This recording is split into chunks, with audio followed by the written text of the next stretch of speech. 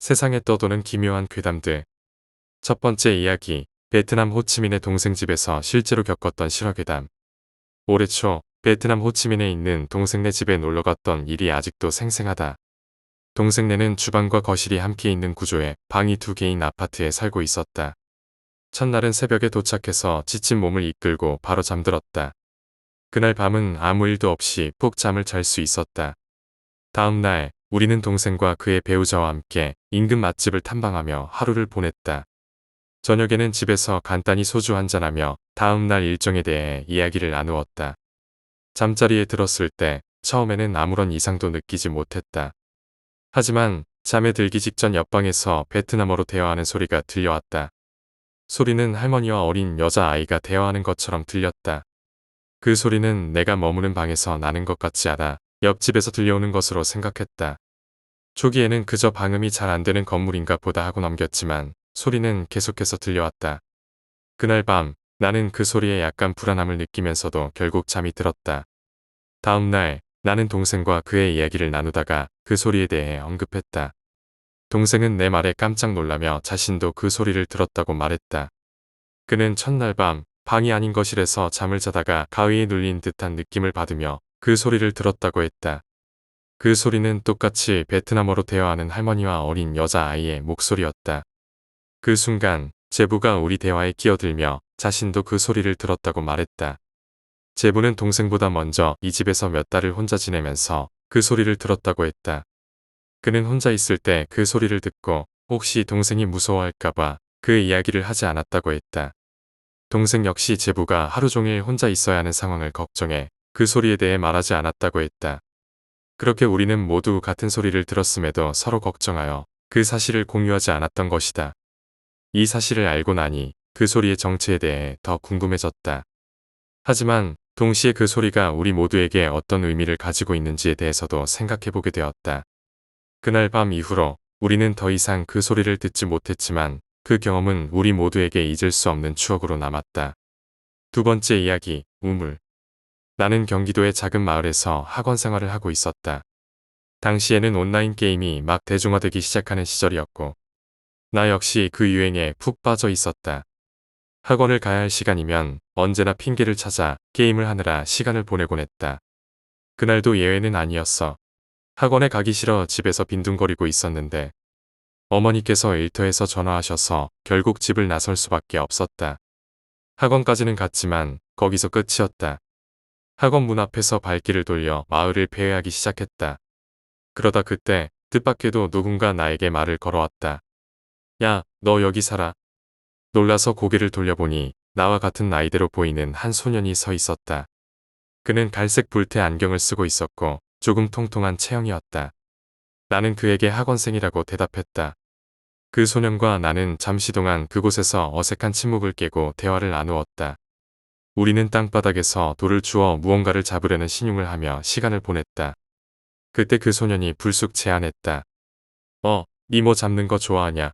괜찮다면 나랑 가재 잡으러 갈래? 나는 마침 학원에 가고 싶지 않던 차였기에 그의 제안이 너무나도 반가웠다. 그래서 나는 기쁜 마음으로 그 소년을 따라갔다. 그는 마을 뒤편의 산으로 이끌었고 우리는 스포츠센터와 초등학교를 지나갔다. 그 길은 점점 외진 곳으로 향했고 우리는 인적 드문 산길을 따라갔다. 나는 그 소년에게 질 수 없다는 생각에 힘들어도 불평 한마디 하지 않았다. 하지만 걷고 또 걷다 보니 여름 더위와 가다로운 길, 그리고 내 발가락을 괴롭히는 샌들 때문에 점점 지쳐갔다. 그래서 결국 그 소년에게 투정을 부리며 물었다. 야, 임마. 어디까지 가야 가재가 나오는 건데. 가재 잡으러 가자며. 그 소년은 나의 불평에 희죽 웃으며 저 멀리 보이는 작은 빌라를 가리켰다. 아, 저기가 군인들이 자는 곳인가 봐. 저기만 지나면 17사단이라는 부대가 있는데 거기서만 가재가 산다고. 그의 설명에 나는 불만을 품은 채 다시 그를 따라 산을 올랐다. 드디어 우리는 산속 깊은 곳에 도착했고 그곳에는 작은 계곡이 있었다. 계곡에는 맑은 물이 흘러 작은 소를 이루고 있었고 그 소리가 정말 아름다웠다. 더 놀라운 것은 그곳엔 정말로 가재들이 있었다는 것이다. 그 소녀는 자신만만하게 말했다. 봐봐. 진짜 가재가 있잖아. 이제 잡기만 하면 돼. 그의 말에 나는 들뜬 마음으로 가재들을 바라보았다. 하지만 가재를 잡는 것은 생각보다 어려웠고 나는 겨우 한 마리만 잡을 수 있었다. 내가 실망하는 모습을 보며 그 소녀는 비웃듯 말했다. 니 되게 못 잡네. 저기 밑으로 내려가면 여기 물 끌어다 쓰는 우물이 하나 있어. 거기서 내가 잡아줄게. 나는 그의 제안에 흔쾌히 동의했고 우리는 그 우물로 향했다. 우물은 작고 네모난 구멍이 뚫려 있었고 거기서 계속해서 맑은 물이 흘러나오고 있었다. 그 소녀는 망설임 없이 우물 안으로 들어가 가재를 잡으려 했다. 나는 그의 모습을 지켜보며 그곳에 가재가 정말 있는지 궁금해했다. 너 지금 가재 잡는 거 맞아? 이런 곳에 가재가 있다고. 나의 질문에 그 소녀는 잠시 망설이더니 다시 입을 열었다. 있긴 있는데 자꾸 손 밖으로 도망가. 내가 우물 안에 들어가서 가재 좀 몰라줄래? 그의 요청에 나는 잠시 망설였지만 결국 우물 안으로 들어가기로 결심했다. 우물벽을 타고 조심스럽게 내려갔고 발을 디지르는 순간 그곳이 생각보다 훨씬 깊다는 것을 깨달았다. 우물 안은 어두웠고 발 아래는 차가운 물이었다. 갑자기 들려온 기이한 웃음소리에 나는 온몸에 소름이 돋았다. 그 웃음소리는 우물 안 어딘가에서 울려 퍼지고 있었지만 그 출처를 알 수 없었다. 나는 공포에 질려 우물벽을 필사적으로 붙잡으며 소리쳤다. 여기 너무 깊어. 나 빠진 것 같아. 하지만 그 소년의 대답은 들리지 않았다. 나는 그 순간 모든 것을 포기한 듯 절망감에 휩싸였다. 하지만 갑자기 누군가가 나를 끌어올리는 듯한 느낌이 들었고 나는 우물에서 탈출할 수 있었다. 눈을 떠보니 나는 고속도로 중앙선 위에 서 있었다. 온몸은 진흙투성이었고 한 손에는 가재 한 마리를 움켜쥐고 있었다. 어떻게 이곳에 왔는지 무슨 일이 일어난 것인지 도저히 이해할 수 없었다. 부모님이 나를 찾아주셔서 그날 밤늦게 집으로 돌아올 수 있었다. 집으로 돌아가는 길에 나는 17사단 이정표를 보며 엄마에게 그곳에서 벌어진 일을 말씀드렸다. 엄마는 아무 말씀 없이 나를 안아주셨다. 집에 돌아온 뒤 부모님께 그날의 일을 자세히 말씀드렸다. 그러자 부모님은 그 일이 있기 전에 마을에서 비슷한 사고가 있었다고 말씀하셨다. 나는 그때 비로소 그 소년이 우물로 유인한 것이 아니라 우물에서 나를 구해준 것이라는 걸 깨달았다. 그 이후로 나는 그 마을을 다시 찾지 않았다. 세 번째 이야기, 파란색 귀신. 학창시절부터 성인이 되어서까지 나는 때와 장소를 가리지 않고 자주 가위에 눌리곤 했다. 한 달에도 2에서 3번씩 학교에서건 집에서건 밤이건 낮이건 가위에 눌리는 것이 일상이 되어버렸다. 친구들 사이에 책상을 지나치는 검은 그림자부터 시작해 창문이 열릴 때마다 반복적으로 같은 얼굴이 나타나는 꿈까지 나는 다양하고 기분 나쁜 꿈들을 많이 꾸었다. 그 중에서도 단골로 나타나는 귀신이 있었는데 그 귀신은 항상 현관문에서 시작했다.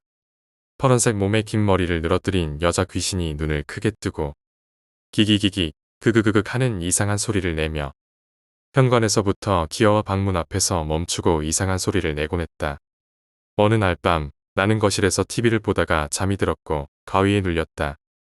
그때도 역시 현관문 앞에 파란색 여자가 서 있었다. 이번에는 문턱이 없어 그 귀신이 방문을 넘지 못했던 이전과 달리 내 얼굴 옆까지 다가올 수 있었다. 무서움에 눈을 꼭 감고 있자 어린 아이 목소리로 잘 거야 하며 담요를 펄럭이는 소리가 들렸다. 그 경험 이후로도 나는 가위에 눌릴 때마다 그 귀신이 나타났고 점점 일상생활을 하기 힘든 정도로 지쳐갔다. 우울증이 심해져서 매일 울면서 침대에 누워만 지냈다. 그러던 중 엄마가 점집을 방문하셨고 무당이 나의 사주를 보고 우울함을 느끼고 나를 데려오라 하셨다. 엄마와 함께 점집을 방문했을 때 무당은 귀신이 붙어 있다며 퇴마를 해야 한다고 했다. 처음에는 의심했지만 다른 유명한 점집에서도 같은 말을 듣고 결국 퇴마를 결심했다. 퇴마식 당일 나는 간소하게 차려진 제사상 앞에서 무당의 지시대로 가만히 앉아 있었다. 등 전체에서 이상한 느낌이 들었고 무당은 귀신이 잘 빠져나간 것 같다고 했다. 한 달에 한 번씩 방문하여 퇴마를 계속하라는 말에 따라 나는 열심히 그 점집을 다녔다. 그 결과 신기하게도 그 이후로 가위에 눌린 적이 없었다. 이전에는 밤마다 가위에 눌릴까봐 두려워서 잠을 제대로 자지 못했는데 이제는 편안하게 잠들 수 있게 되었다. 파란색 여자 귀신과의 오랜 동거가 마침내 끝난 것이다. 나의 이야기는 여기서 끝이 난다. 파란색 귀신이여, 이제 안녕. 네 번째 이야기, 병원의 귀신. 학창시절부터 가위에 눌리는 일이 잦았던 나는 성인이 되어서도 가끔 그런 경험을 했다. 그러나 병원에 입원해 있던 어느 밤, 나는 전혀 다른 종류의 공포를 경험하게 되었다. 당시 방에는 나 말고 다른 환자가 없어 TV 시청이 전적으로 나의 몫이었다. 늦은 시간, 투니버스에서 방영하는 짱구를 보며 시간을 보내고 있었다. 잠시 졸다가 갑자기 몸이 굳어버리는 것을 느꼈다. 이것이 가위 눌림인가 싶었지만 그런 생각조차 할 여유가 없었다. 그저 몸이 요즘 허한가 보다라며 아버지에게 맛있는 것을 사달라고 부탁해야겠다는 생각만 했다. 그때 눈은 떠 있었지만 움직일 수 없는 상태에서 병실 안으로 여간호사가 들어오는 것을 보았다. 간호사는 검사를 받아야 한다며 나를 부르더라. 몸이 움직이지 않아 자는 척을 하며 응답하지 않았다. 하지만 간호사는 계속 나를 부르며 접근해왔다. 결국 몸이 잘 안 움직여요. 부축해주세요. 라고 말했다. 그 간호사가 나를 부축해 가려 했지만 링거대각 칸막이에 걸렸다. 간호사는 계속해서 나를 끌고 가려 했고 결국 링거 주사가 빠지면서 넘어졌다. 그 순간 정신을 차리고 보니 병실 복도 끝, 이불 말리는 곳 근처에 있었다. 그 간호사는 창밖으로 떨어지며 아깝다. 라고 말을 반복했다. 그 후 너무 무서워서 울음을 터뜨렸다. 다른 병실 사람들과 간호사들이 다가와 나를 도왔다. 그날 밤 나는 처음으로 귀신을 본 것이다. 그 경험 이후로 나는 그 병원을 다시는 가지 않기로 결심했다. 그 사건은 나에게 깊은 인상을 남겼고 그 이후로 가위에 눌린다는 것이 단순한 수면, 마비가 아니라는 것을 깨닫게 되었다. 귀신을 본 그날 이후로 나는 세상을 보는 시각이 조금 달라졌다. 이 세상에는 설명할 수 없는 일들이 분명 존재한다는 것. 그리고 때로는 그런 일들이 우리의 일상 속에서 발생한다는 사실을 깨달았다.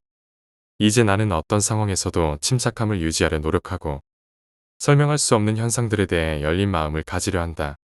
그러나 그날 밤 병원에서 겪은 일은 아마도 내 인생에서 가장 무서운 경험으로 남을 것이다. 5번째 이야기, 오싹한 유치원. 작년 여름 중간고사 공부에 몰두하고자 독서실에서 밤 12시까지 열심히 공부했어. 독서실에서 나와 집으로 가는 길, 내가 사는 아파트 단지 내에 있는 유치원을 지나가야 했어. 그 유치원은 밤에만 지나가면 항상 오싹한 느낌이 들곤 했지. 그날 밤은 유난히 조용했고 경비원도 보이지 않아 모두가 잠에 빠져 있는 듯했어. 집으로 가는 길에 두 갈래가 있었는데 하나는 유치원을 지나는 짧은 길이고 다른 하나는 좀 더 돌아가는 길이었어. 귀찮음에 그냥 유치원을 지나는 짧은 길을 택했어. 가면서 음악을 듣고 있었는데 갑자기 이상한 소리가 음악과 섞여 들려왔어. 처음엔 그 소리가 음악에서 나오는 줄 알았는데 유치원 쪽을 바라보니 희미한 빛이 보였어. 어둠 속에서 6살 정도로 보이는 여자애들 7명이 뛰어다니고 있었어. 그들은 누더기 옷을 입고 있었고 여기저기를 막 뛰어다녔지. 나는 그 모습에 순간 숨이 멎는 줄 알았어. 도망치고 싶었지만 발걸음이 떨어지지 않았어. 그렇게 서 있던 중 그 7명의 여자애들 중 한 명이 갑자기 나를 뚫어지게 쳐다보더라. 나는 아무 말도 나오지 않았고 상황이 너무나도 무서워 엉덩이를 꼬집어 봤지. 꿈이 아니었기 때문에 정말 죽을 지경이었어. 나는 앞으로 한 발짝 걷자 그 애들이 한 발짝 뒤로 갔어. 그리고 내가 한 발짝 뒤로 가자 그 애들이 한 발짝 앞으로 왔고 씩 웃었어. 나는 더 이상 견딜 수 없어 죽을 힘을 다해 내 빌딩까지 달렸어. 하지만 운명의 장난인지 내 아파트는 복도식이라 엘리베이터 옆에서도 그 유치원이 보였어. 엘리베이터가 천천히 내려오는 동안 나는 저 유치원에서 무슨 일이 일어나고 있는지 그 여자애들이 왜 나를 따라오는지 알 수 없었어. 엘리베이터가 도착하자마자 나는 바로 16층을 눌렀어. 살았다는 생각과 함께 엘리베이터에 올라탔지만 11층과 14층에서 갑자기 멈추는 바람에 더 큰 공포를 느꼈어. 결국 16층에 도착해서 집에 들어가 문을 닫고 공포에 떨며 잠들었어. 그 유치원에 대한 이야기는 여기서 끝나지 않아. 그 사건 이후로 나는 그 유치원 앞을 절대 지나가지 않았어. 일주일 후 나는 친구와 밤늦게 독서실에서 만화책을 보고 나오며 그 유치원에 대해 이야기했어. 친구 역시 그 유치원에서 비슷한 경험을 했다고 해. 친구가 본 것은 어린 여자애들이 아니라 20대로 보이는 여자 3명이었어. 그 여자들은 울고 있었고 친구가 그들에게 말을 걸었을 때 그 중 한 명이 무섭게 쳐다보았대. 눈은 빨갛게 눈물을 흘리며 친구는 그 순간 목숨을 걸고 도망쳤어. 그 유치원이 과연 무엇이길래 우리에게 그런 환영을 보여준 건지. 나와 친구는 그 여자들과 어린애들의 공통점이 누더기 옷이라는 사실을 발견했어. 한 달 후 나는 오랫동안 아파트에서 일한 경비원 아저씨에게 그 유치원의 과거를 물어봤어. 그리고 그 아저씨가 한 이야기에 따르면 그곳은 예전에 전쟁터였고 무덤이 여러 개 있었다고 해. 내가 본 애들 7명과 친구가 본 여자 3명, 그 합이 딱 10명이었어. 그 사실을 알고 나서 나는 더 이상 그 유치원 앞을 지나가지 않고 밤에는 절대 밖으로 나가지 않았어. 9달이 지났지만 아직도 그 일을 생각하면 온몸에 소름이 돋아. 그 유치원 속에 있던 어린애들과 여자들이 전쟁터의 안타까운 희생자들이었을까. 아직도 생각만 하면 끔찍해. 6번째 이야기, 엄마 방. 중2인 지금, 그때만 생각하면 여전히 오금이 저려. 그 일이 있었던 건 내가 초등학교 4학년 때였어. 그때는 정말 개구쟁이였지. 하루는 부모님과 동생이 집을 비웠을 때였어. 나는 그 시절 자주 밤늦게까지 돌아다니곤 했어. 그날도 10시쯤에 집에 들어왔는데 부모님께 전화로 엄청 혼났지. 혼나고 나서 바로 샤워를 했어. 나는 겁이 많아서 샤워할 때도 TV를 켜놓곤 했었거든. 그런데 샤워하면서 갑자기 소름 끼치는 느낌을 받았어. 영화에서 샤워하는 장면에 귀신이 나오는 걸 떠올리면서 나도 모르게 귀신아, 숨지 말고 나와라 하고 외쳤지. 물론 진짜로 귀신이 나타날 리가 없잖아. 그래서 귀신은 없나 보다 하고 샤워를 마쳤어. 컴퓨터로 게임을 좀 하다가 잠이 와서 11시쯤 침대에 누웠어. 그때 나는 자정이 되면 귀신이 나온다고 믿었거든. 그래서 빨리 잠들려고 했었지. 집에는 아무도 없었는데 갑자기 열쇠 소리가 들렸어. 아빠가 왔나? 하고 생각하며 잠이 들었어.